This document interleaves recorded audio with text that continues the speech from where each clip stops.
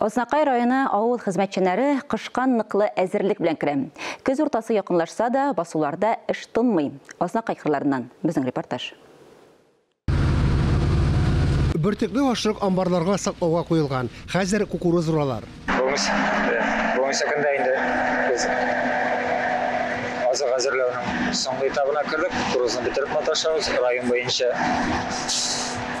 140 мең тонна сенаж салынды. 25 мең тонна печән әзерленде. Һәм бүгенге көндә 100 мең тонна силос салдык. Аллага шөкер дип әйтәбез. 2 еллык запас әзерләдек.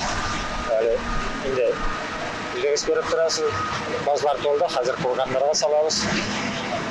Кукурузның уңышы 180-220 центнер арасында. Барлык авыл хуҗалыгы хезмәткәрләре якынлашып килешә, һөнәри бәйрәмнәре белән котлыйбыз. Барга исәнлек, саулык, сәламәтлек, киләчәктә дә шушындай матур еллар килсен. Эше барның ашы бар. Җирне яратырга, иренмәскә генә кирәк.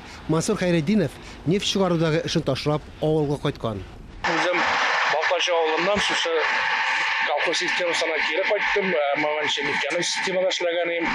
Авыл хуҗалыгына ярдәм булсын дип шушы КамАЗда эшлим. 3 ай элек инде 3 ай утырганымда. Авыл хуҗалыгында бик рәхәт, түләүләр дә шул. Һәрбер кешегә шул карашлар әйбәт.